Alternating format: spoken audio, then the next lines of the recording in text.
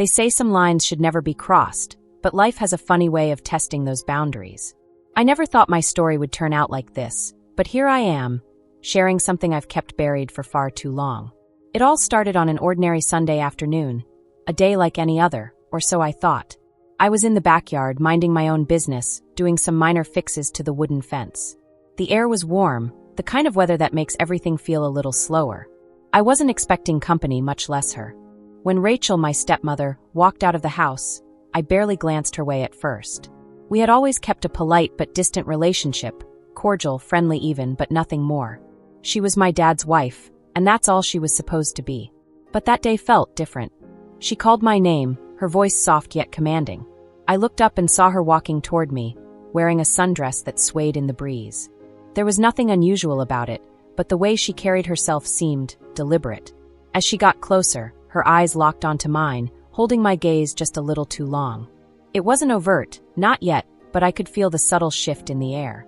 "I thought you could use a cold drink," she said, holding out a glass of lemonade. Her smile was warm, but something about it felt off. Was it the way her fingers brushed mine as I took the glass?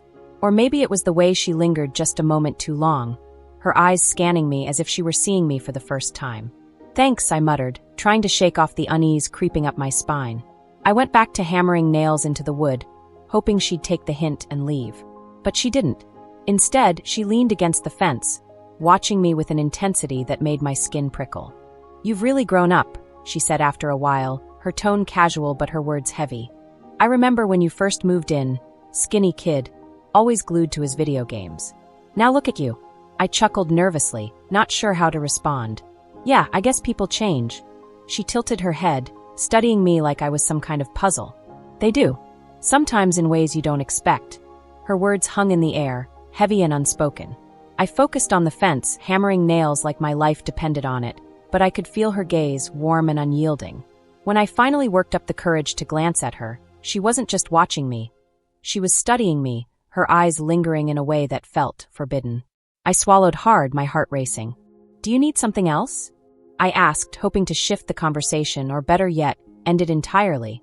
She smiled again, this time slower, more deliberate. "No, just enjoying the view." The words hit me like a slap. They weren't overt, but the implication was clear, and it sent my mind spiraling. This wasn't normal. This wasn't right. And yet there was a part of me, small but undeniable, that didn't want her to leave. After that day, things started to change. Subtle at first, almost unnoticeable, but the more I paid attention, the harder it was to ignore. Rachel began showing up in places she normally wouldn't. Lingering in the kitchen when I made coffee, passing through the living room when I was watching TV, and always finding an excuse to spark a conversation. I tried to convince myself it was nothing. Maybe I was reading too much into things.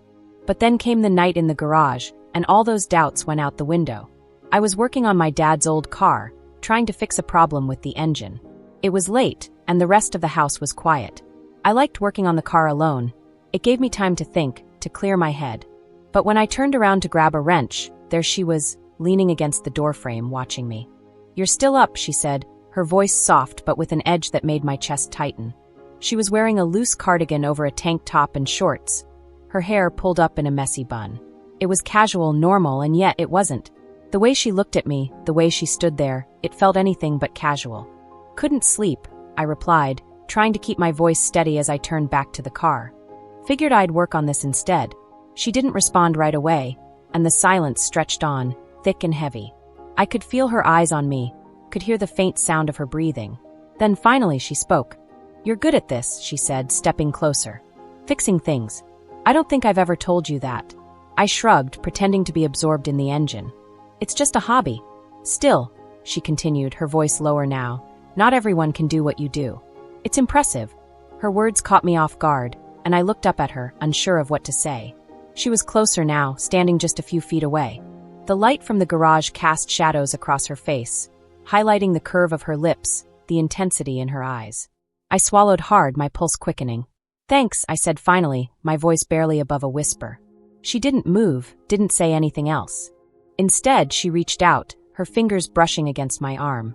The touch was brief, fleeting, but it sent a jolt through me that I couldn't ignore. I froze, my breath catching in my throat as her hand lingered for just a moment longer than necessary. When she finally pulled away, her gaze lingered on mine. "You've really grown up," she said softly, the words carrying a weight that made my stomach twist. It's hard to ignore. I didn't know what to say, didn't know how to respond. My mind was racing, my heart pounding, and all I could do was stand there, caught in the moment. She smiled, that same slow, deliberate smile, and then, just as suddenly as she'd appeared, she turned and walked out of the garage. I stood there for what felt like hours, staring at the spot where she'd been, trying to make sense of what had just happened. But no matter how hard I tried, I couldn't shake the feeling that something had shifted, something I couldn't take back. And for the first time, I wasn't sure if I wanted to. The next morning, I woke up with a knot in my stomach. I kept replaying the moment in the garage over and over in my head, questioning everything. Was I imagining things? Was she really saying what I thought she was saying?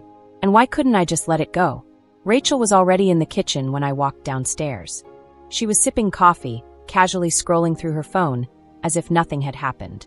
But when she looked up and saw me, her lips curled into a small smile, a smile that made my chest tighten.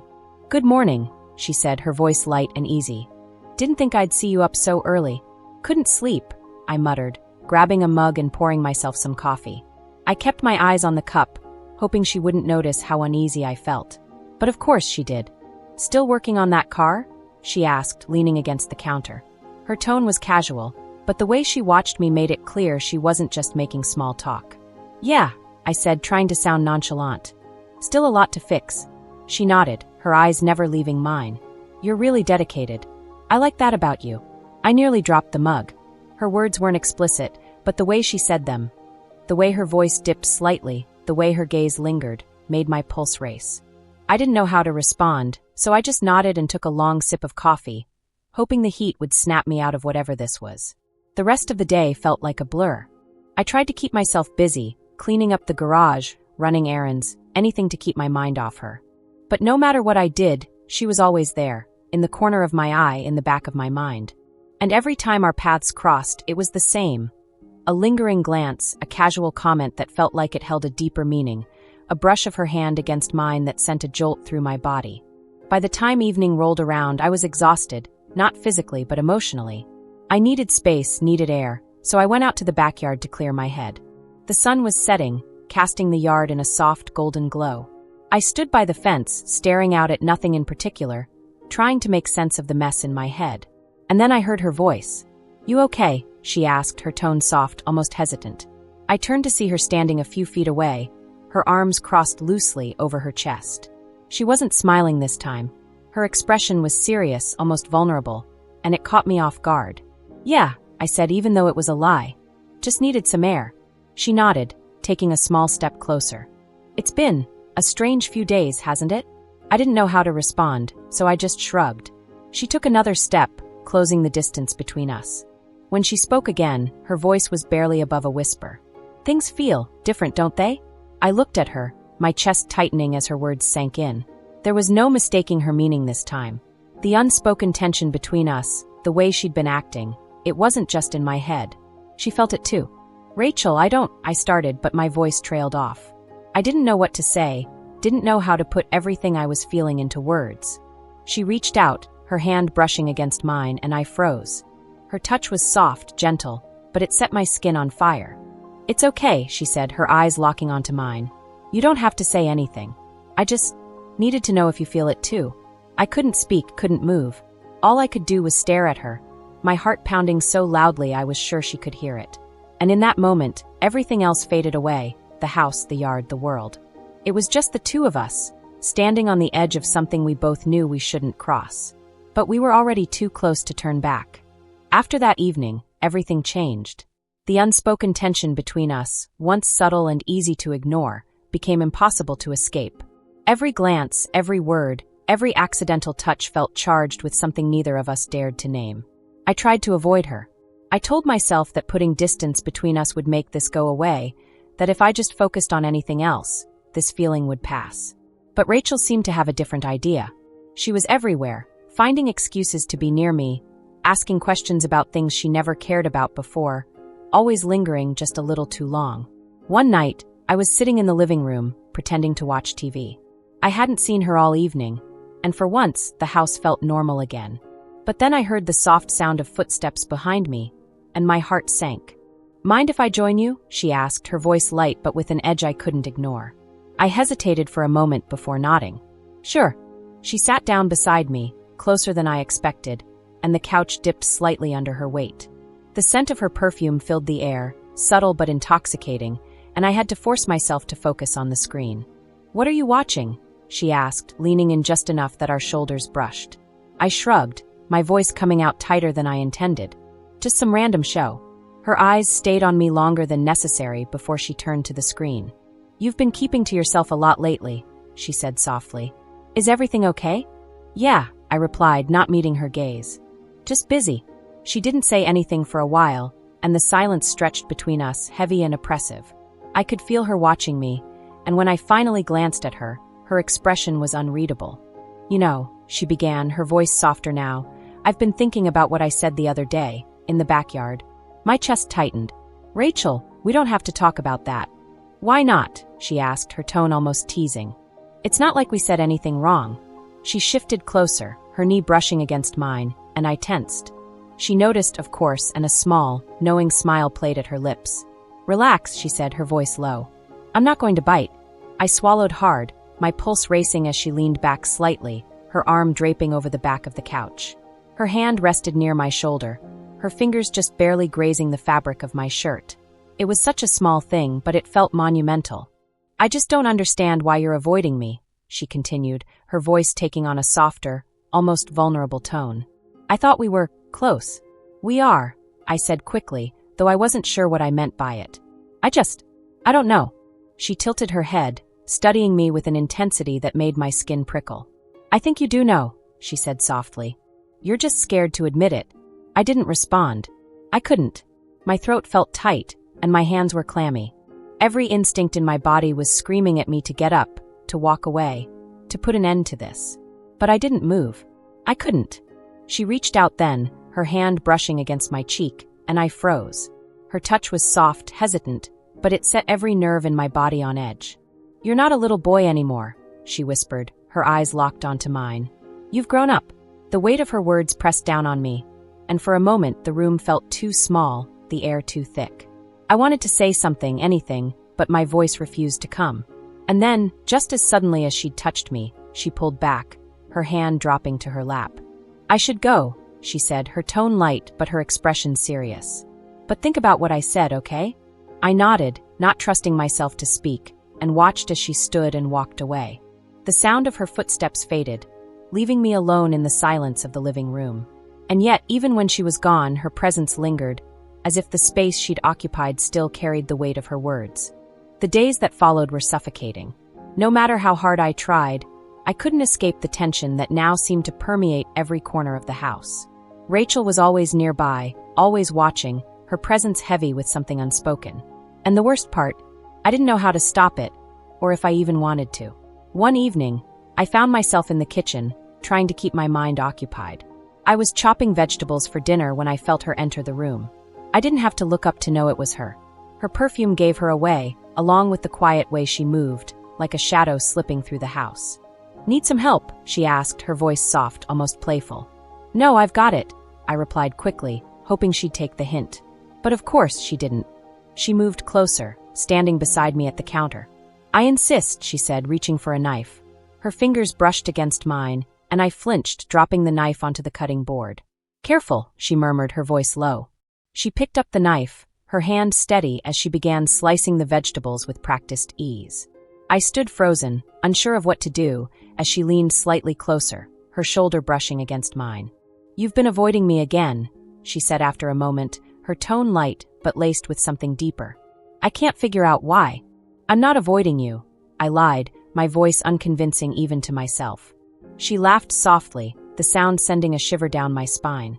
"You're a terrible liar," she said, setting the knife down and turning to face me. "But that's okay. I'm not mad.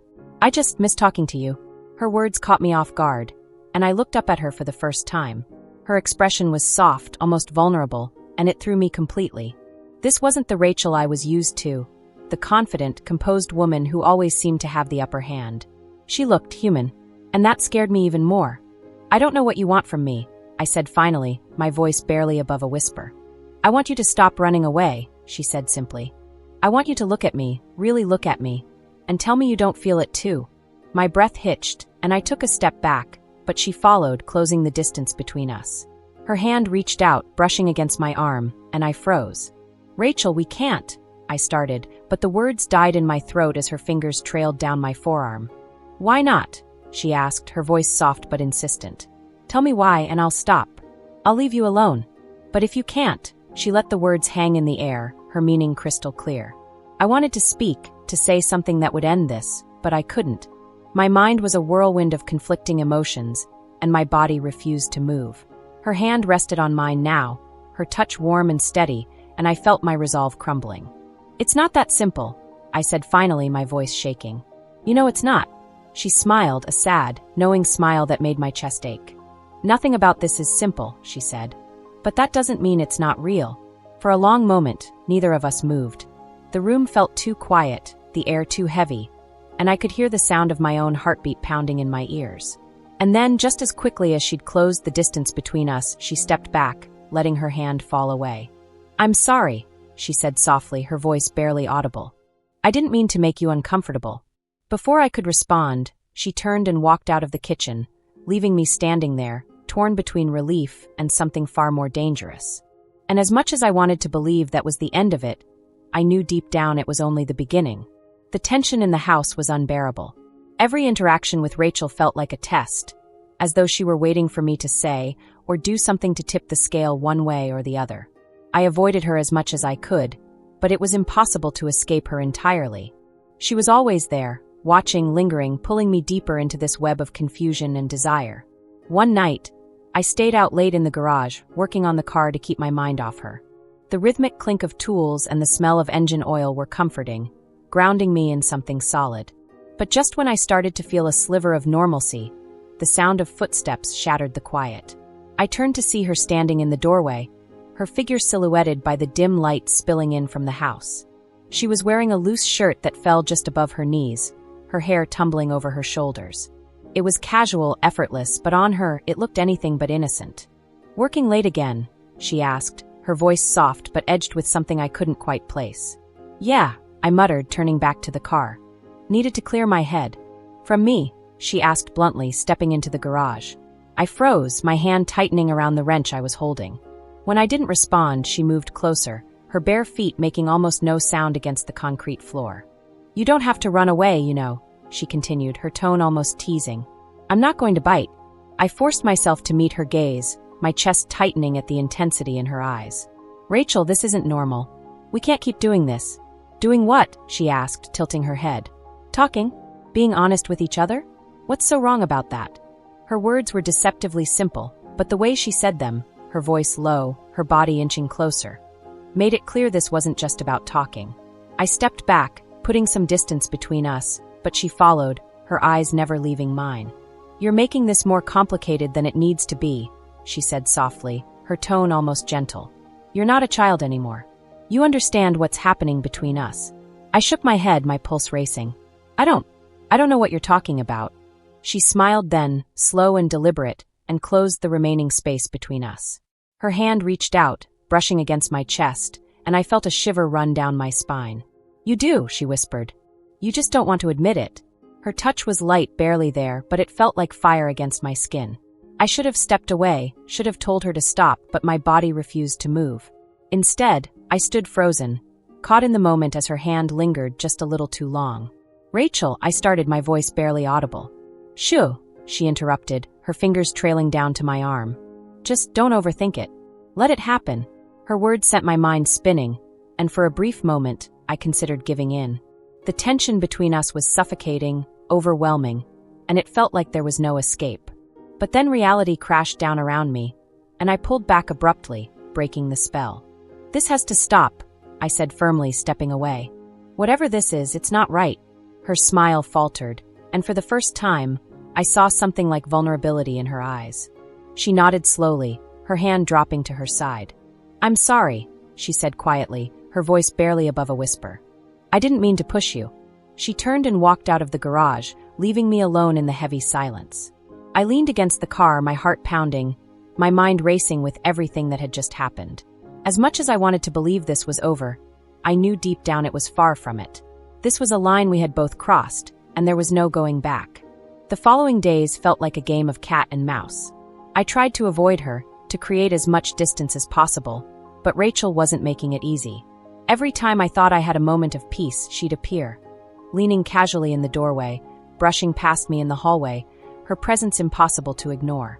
One evening, I was sitting in my room, scrolling through my phone, trying to distract myself from the gnawing tension that seemed to fill every corner of the house. The knock on my door startled me. Before I could answer, the door creaked open, and Rachel stepped inside, her expression unreadable. "Hey," she said softly, closing the door behind her. "Can we talk?" I sat up, my heart racing. "What's there to talk about?" She walked over, sitting on the edge of the bed, closer than I was comfortable with. "I feel like we keep avoiding the same conversation," she said, her voice steady but laced with something I couldn't quite place.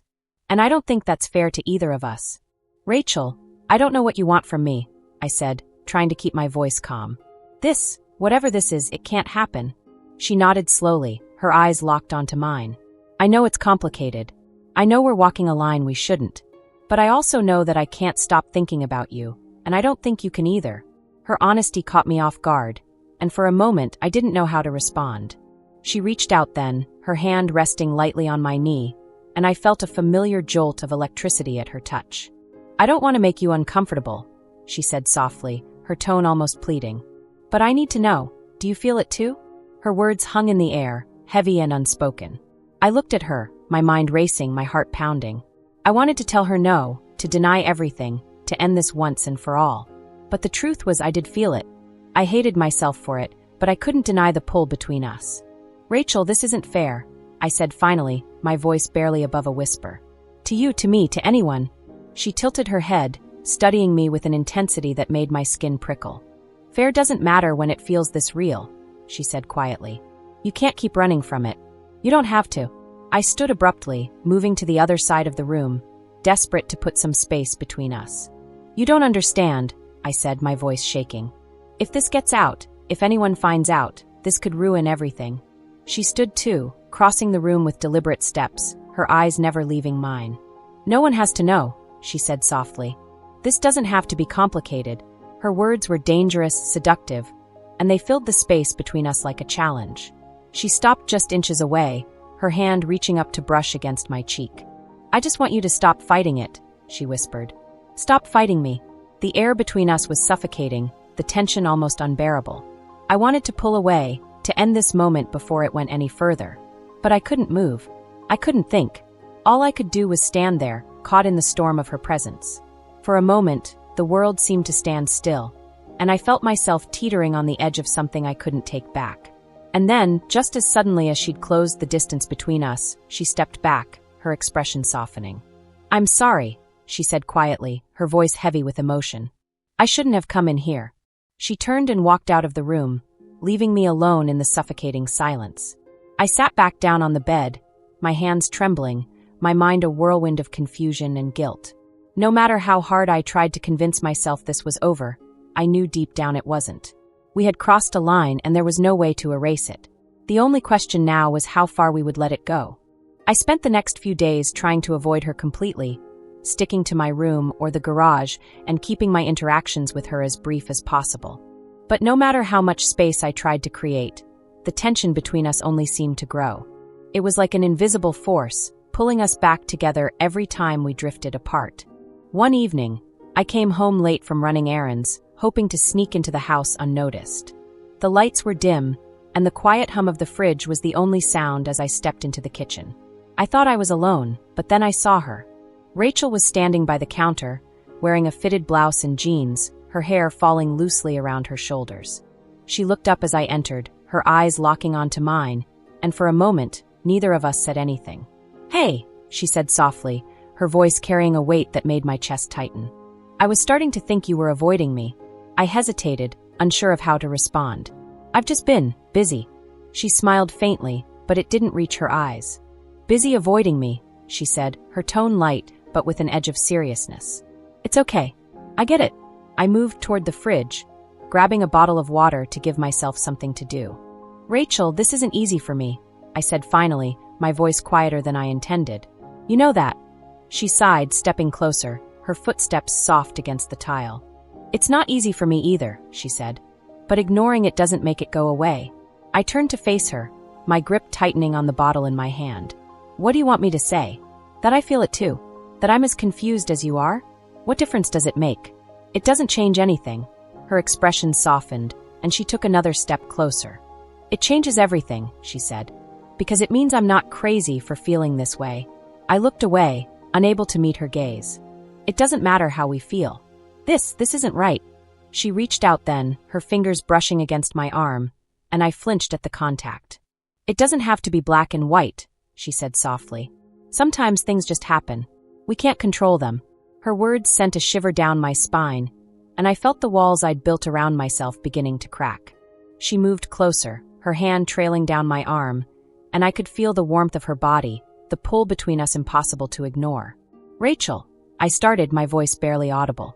We need to stop this. Before it's too late. Her hand lingered for a moment before she pulled away, her expression unreadable.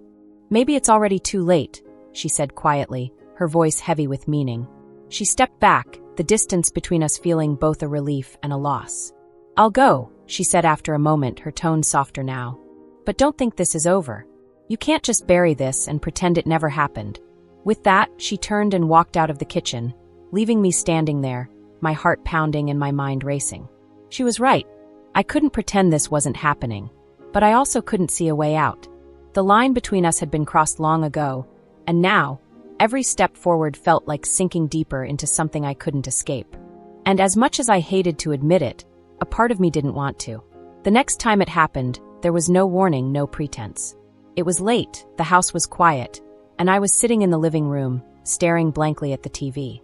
The day had been a blur, my mind clouded with thoughts I couldn't seem to escape. And then, out of nowhere, she was there. Rachel walked in without a word, her presence commanding the space as she crossed the room. She sat down beside me, closer than ever before, her body just inches from mine. The warmth of her presence was immediate, enveloping me like a current I couldn't fight. "Can we stop pretending for a minute?" she said softly, her voice breaking the silence. "Just talk." I turned to her, unsure of what to say. Her eyes searched mine, her expression a mix of vulnerability and determination. "What's left to say?" I asked, my voice strained. "We both know this isn't going to end well." She tilted her head slightly, a faint smile tugging at the corner of her lips. "Maybe," she said, "but that doesn't mean it wasn't meant to happen." Her words sent a shiver down my spine. I tried to look away, to focus on anything else, but she reached out, her fingers brushing against my cheek. The touch was light, tentative, but it sent sparks coursing through me. "You feel it too, don't you?" she whispered, her hand lingering on my skin. "That pull, that connection. You can't deny it." I swallowed hard, my heart pounding in my chest. "Rachel, this isn't just about what we feel. There are consequences, real ones. For both of us." She nodded, her eyes never leaving mine. "I know," she said. "But sometimes you have to take a risk." Her words hung in the air, heavy with unspoken meaning. She leaned in then, her face so close I could feel her breath against my skin. My instincts screamed at me to pull away, to stop this before it went any further. But I couldn't move. I was frozen, caught in the intensity of the moment.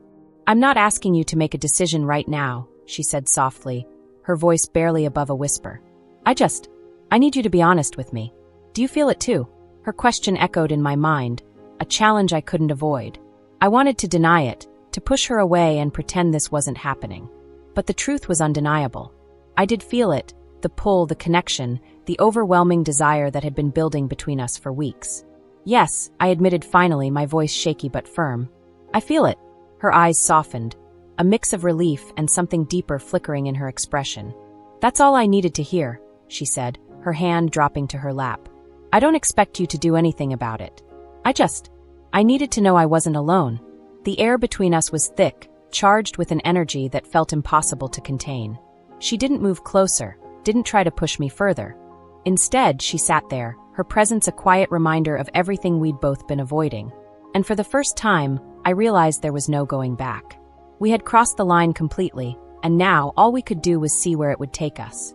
The house felt different now, heavier somehow, as if the walls themselves held the weight of what had passed between us. Every glance, every conversation, even the silences carried an unspoken tension that neither of us could ignore.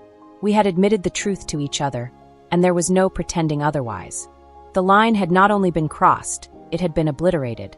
A few days later, it happened.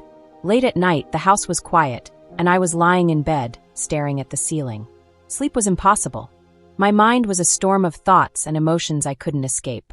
And then I heard it, a soft knock at my door. I froze, my breath catching in my throat.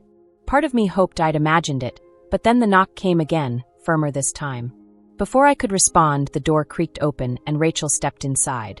She was wearing a silk robe, tied loosely at the waist, and her hair was slightly tousled, as if she'd been lying awake just like me. "I couldn't sleep," she said softly, closing the door behind her. "Can we talk?" I sat up, my heart pounding. "Rachel, I don't think." "Please," she interrupted, her voice pleading. "Just let me say this." I nodded reluctantly, my hands gripping the edge of the blanket as she walked closer. She sat down on the edge of the bed, her eyes searching mine. "I know this is complicated," she began, her voice trembling slightly. "I know we've crossed lines we shouldn't have. But I also know that I can't go back to pretending nothing's changed." Her words sent a wave of guilt and longing crashing over me. I wanted to tell her to stop, to leave before things went any further. But the truth was, I didn't want her to go. I was caught in a pull I couldn't fight, and every moment with her only made it stronger. "I don't know how to fix this," I admitted, my voice barely above a whisper. "I don't even know if it can be fixed." She reached out, her hand covering mine, and the warmth of her touch sent a shiver through me. "Maybe it doesn't need to be fixed," she said softly. "Maybe we just need to figure out how to move forward. Together." Her words hung in the air, heavy with meaning. She moved closer, her eyes locked onto mine, and I felt my resolve slipping away. When her hand brushed against my cheek, I couldn't stop myself. I leaned into her touch, my breath shaky as the space between us disappeared. "This isn't right," I whispered, even as my hand moved to her waist. "We can't." But she didn't let me finish. "Sometimes the right thing isn't what it seems," she murmured, her voice low and steady. "Sometimes it's just what feels real." Her lips brushed against mine, hesitant at first, and then more certain. The kiss was electric, a culmination of everything we'd been holding back. It was forbidden, reckless, and completely intoxicating. And for the first time, I let myself stop thinking and just feel. The moment stretched on, blurring the lines between what was right and what was impossible to resist. When we finally pulled apart, her forehead rested against mine, her breath warm against my skin. "Whatever happens next," she said softly, "we'll face it together." I nodded, my chest tight with a mix of fear and longing. I didn't know what the future held, didn't know how we could possibly navigate the mess we'd created. But in that moment, none of it mattered. The only thing that mattered was her, and the undeniable pull that had brought us to this point.